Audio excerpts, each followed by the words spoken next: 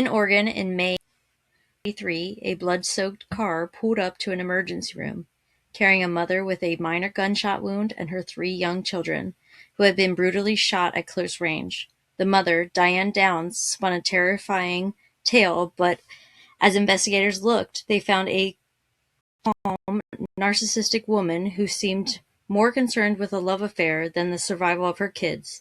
Today, we will unmask one of the most chilling maternal predators in American true crime history.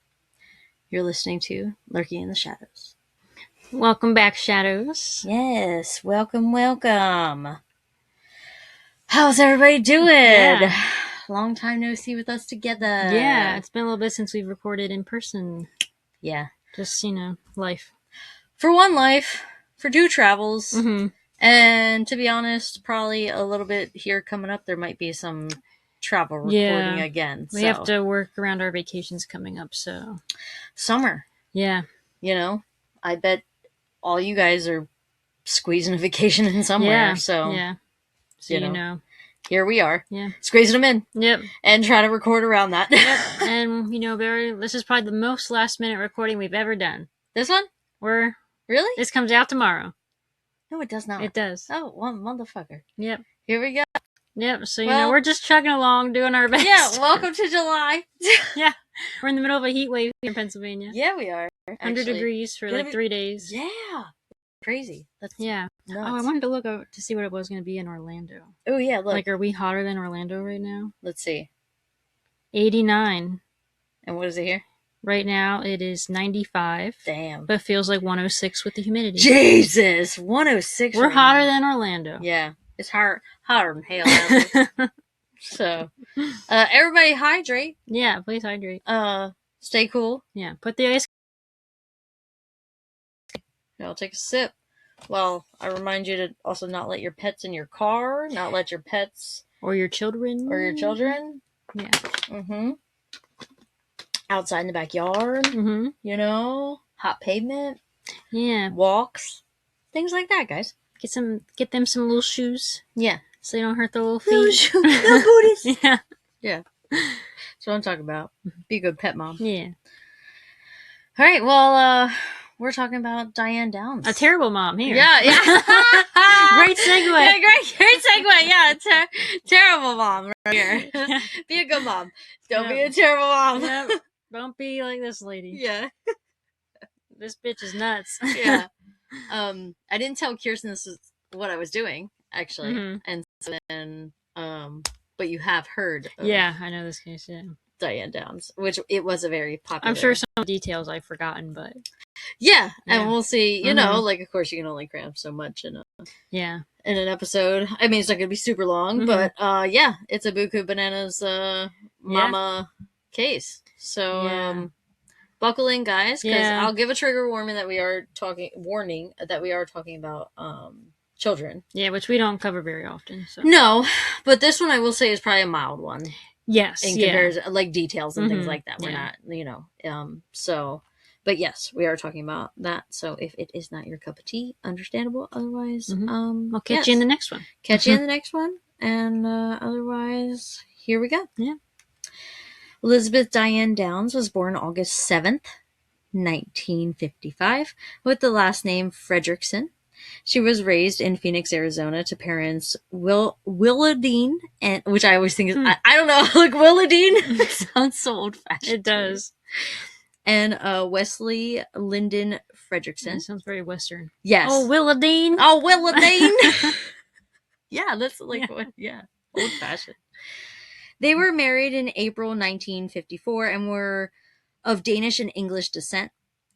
Downs had 4 siblings, and Willadine stated she raised her kids to not be babies. Oh, okay. Yeah. They were a strict conservative household. I was going to say, sounds like they were probably strict. Yep. Conservative household to the point none of the girls could wear makeup or any of the newest fashion of the time. Wow. Yeah. That kind of household. Of course, this did lead to bullying in school. You're wearing, plain old Jane old colos type of thing. But by the time she hit high school, she became more rebellious and started breaking these rules, slowly expressing herself through fashion and makeup. Last thing I think parents understand is you being super strict is going to force your kids to rebel. Exactly. Do not be super strict. They're going to express themselves some way or another. Yes. And thank God it was through her rebelling fashion and makeup. She could have like done other Yeah, things. she's been doing drugs and all kinds of stuff. Like, yeah. You know what I mean? Like, yeah. High school is where she met Steve Downs, her future husband, and that relationship was, of course, against her parents' wishes, but they continued being together after graduating from Mount Valley High School. Diane decided to go to Pacific Coast Baptist Bible College. So we're talking Baptist here. And but she actually got expelled for what they called promiscuous behavior. Oh. But I didn't find what the exact like what she did. But that was the reasoning. Okay. This forced her to return to Arizona to live with her parents.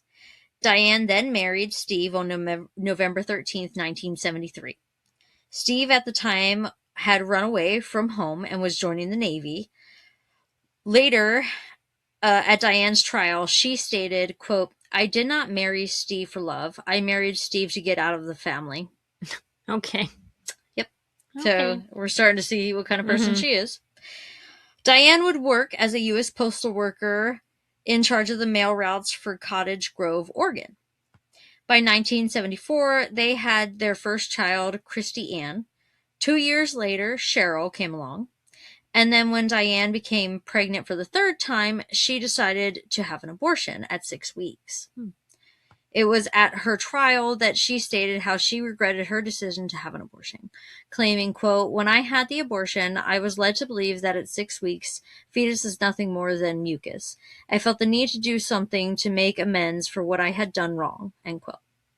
She went to a fair after her abortion, and there was an anti-abortion booth with pictures of like fetuses and like, like as they go through the stages and stuff, trying to advocate against that kind of thing. This is when Downs decided to have another child. But at this point, Steve had a vasectomy. So they're married. He's had a vasectomy. And she wants another kid. And she wants another kid. So what else is a girl to do? Just have an affair with a friend named Mark Sager. Okay. This is when Diane became pregnant with her final child. What we at this point we think is going to be her final child, named Stephen Daniel, born in 1979. And what was she planning on telling her husband? Yeah, I can't. I did not get the conversation that had been, but you will see that this affair fueled an argument in the relationship. You don't say. You don't. That was my next. That was my next sentence. Like, oh, I'm just like Mary. It just happened, Yeah. Oh no. Wow, I'm pregnant. How'd that happen? I can't imagine that conversation. No. Yeah. Okay. It was also reported they fought over financial things a lot as well. All these arguments did result in them divorcing in 1980, and it seemed like the infidelity was definitely the huge factor for the divorce. Understandable. Yeah. Yeah. That wasn't just infidelity, that was having a child purposely. Yes. Yeah. With another man. Yeah. I don't know what other word to use for that, but yeah. In 1981, Diane decided that she wanted to be a surrogate mother. Oh, no. And even though she failed 2 psych evaluations due to signs of psychosis, she became pregnant and gave birth to a baby girl named Jennifer on May 8th, 1982. Who was impregnating this woman? I don't know how. Yeah, I don't know how she got pregnant. But she had this baby for another woman. It makes me wonder, like, after these psych evaluations, did they put her on meds?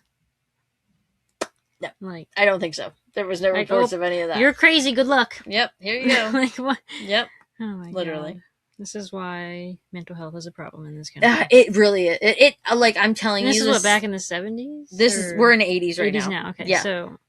Yeah. Hasn't changed much, I guess. It has not, unfortunately.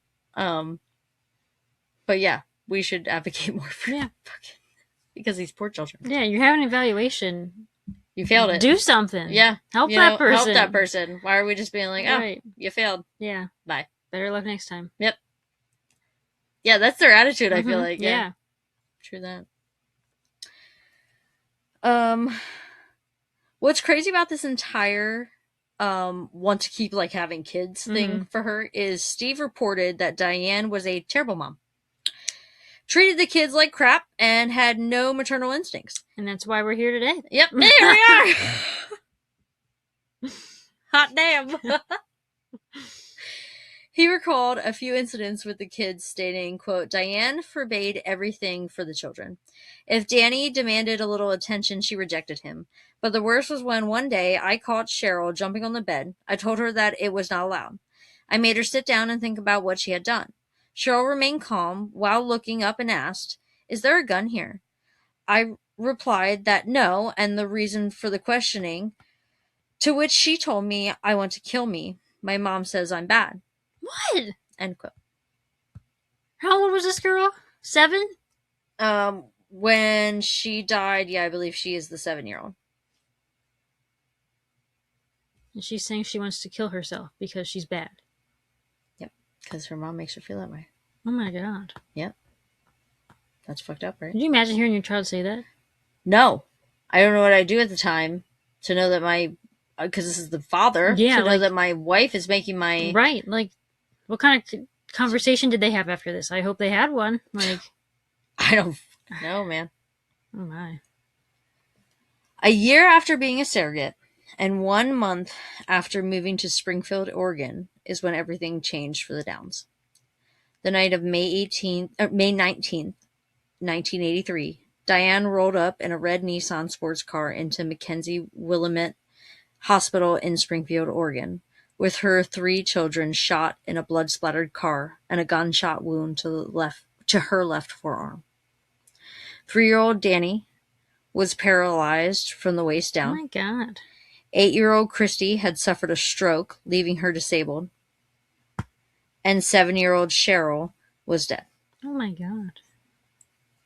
This is what Diane says happened. She left her friend's home around 10:30 that night and was driving on a back road called Old Mohawk Road. The thing about this road is that she did not need to take it home, and she claimed that she was sightseeing. At night? 10:30 at night. Yep. Come on, like, you could come up with a better story than that. Fucking piece of shit, garbage, one brain-celled motherfucking pussy ass. Hell yeah. Yeah, motherfucker. All right? Wow. Roll up in a here, we'll roast her more. Yeah. Hold on, let me keep going.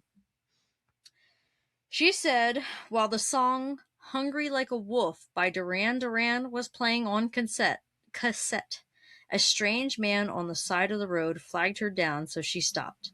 And this is how this becomes known as the Hungry Like a Wolf murder. Oh.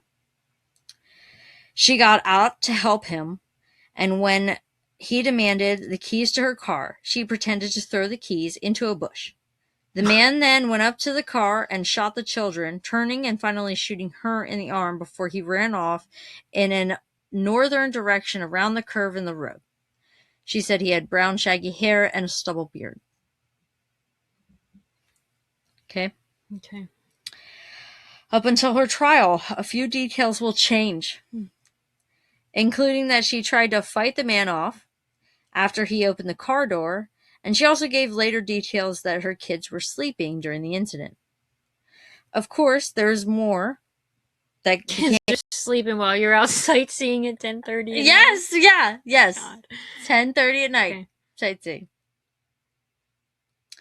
That became there's more that became suspicious, specifically when she arrived at the hospital. The staff reported Diane was way too calm for the incident that she claimed had just happened for her.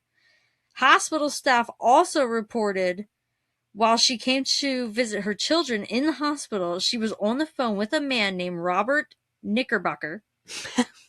I'm sorry.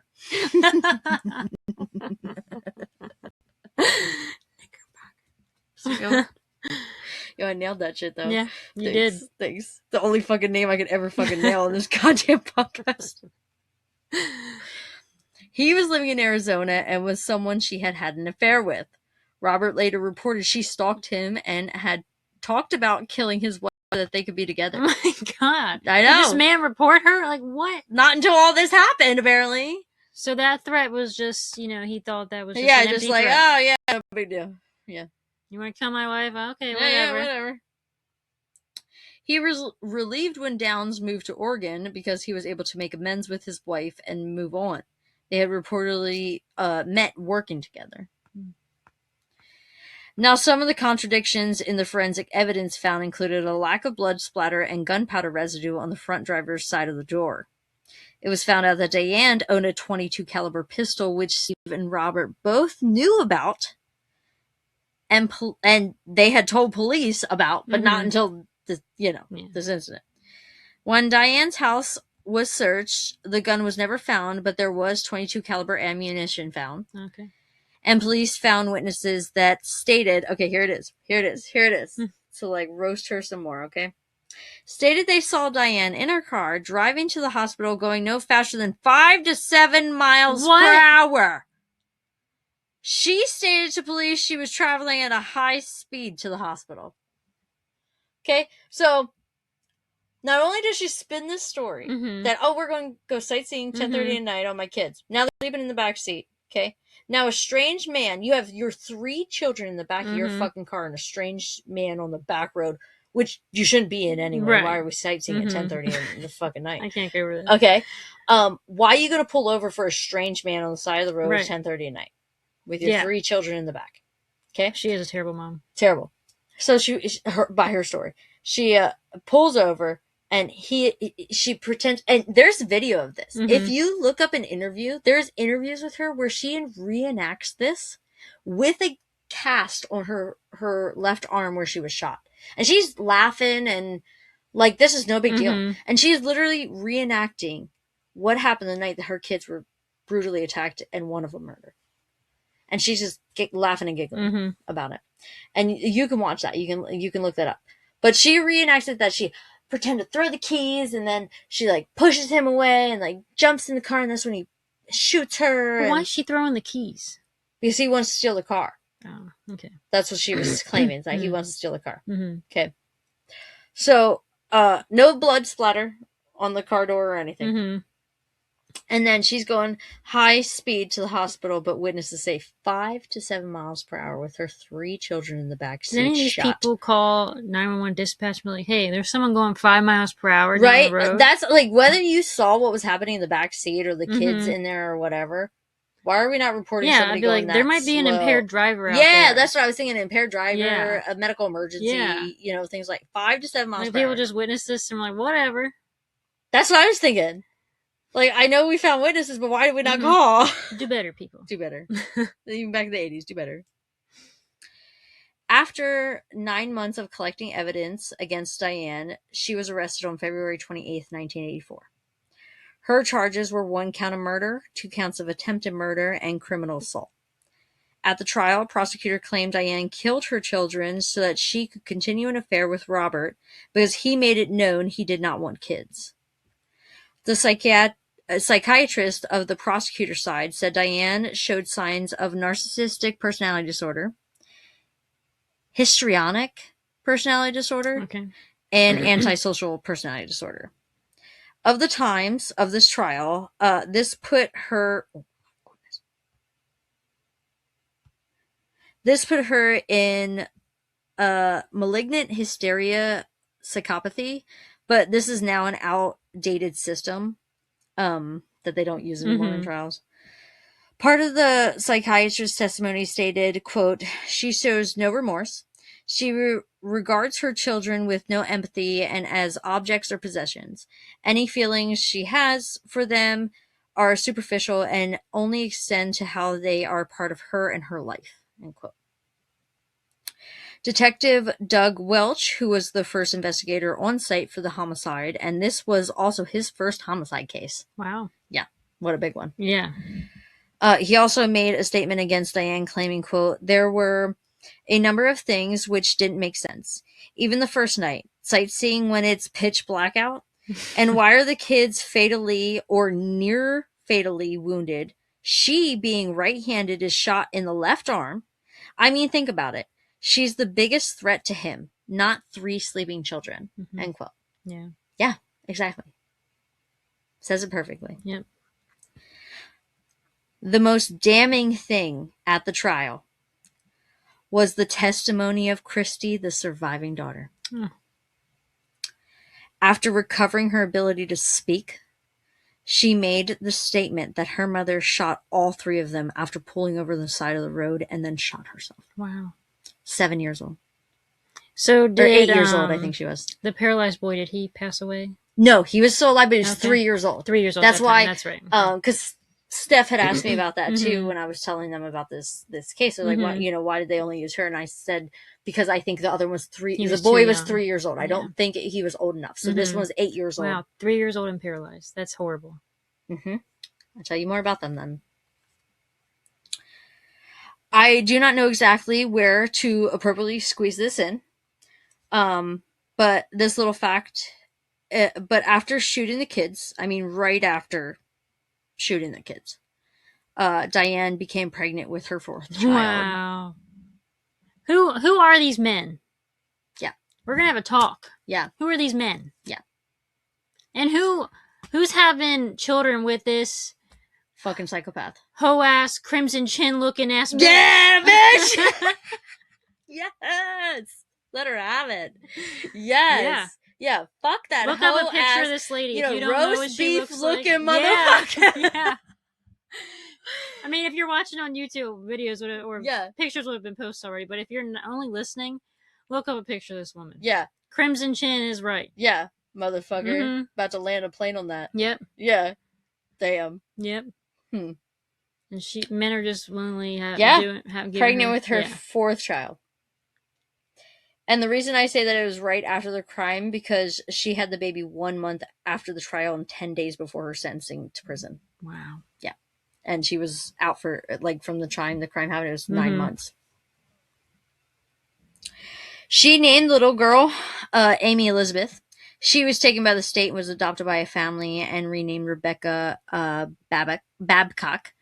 She later does an interview with 2020 and on the Oprah show about having the mother that she does. I think I may have seen a clip of that. Yeah, interview. Have you? I did not watch. I've also seen a clip of an interview with Diane too, and she's completely no responsibility for what she did. She's delusional. No, yeah. But totally believes the story she made. Yep. Yeah. Yep. I go over that then because she has some parole hearings and things. Okay. Yep.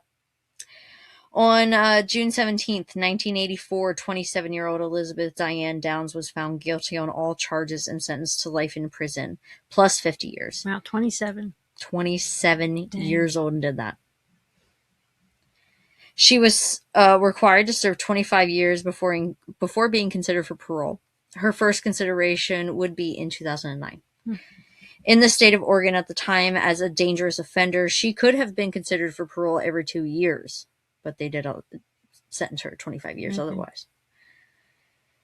Her 2 surviving children were adopted by the lead prosecutor on Diane's case.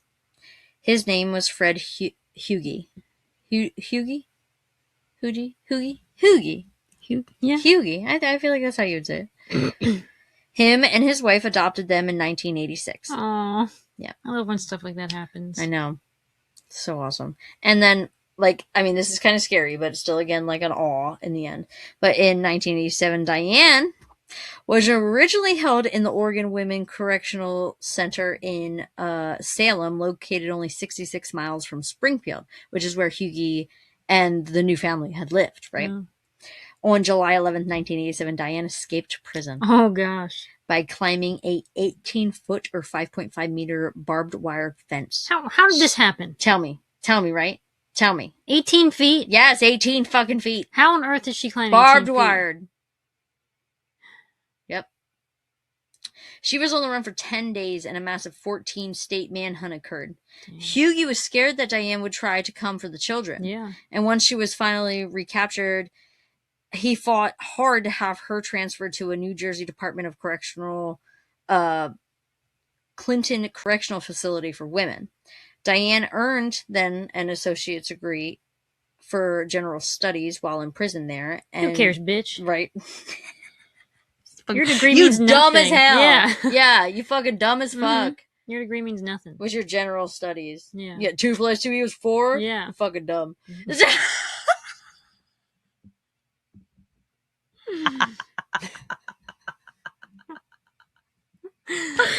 a good one. If you're new to our podcast, we roast these terrible people. Yeah, we're roasting them. That's why we're laughing. Because fuck them. Yeah. They're terrible. In 1994, she was transferred to California Department of Correctional and Rehabilitation. She was transferred then to Valley State Prison for Women for her parole hearing in 2009, but then she was transferred in 2010. Okay. At her first hearing in December of 2009, she still claimed her innocence, stating, quote, "Over the years, I have told you and the rest of the world that a man shot me and my children. I have never changed my story." End quote.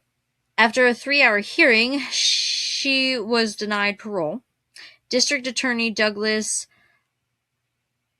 Harkleroad,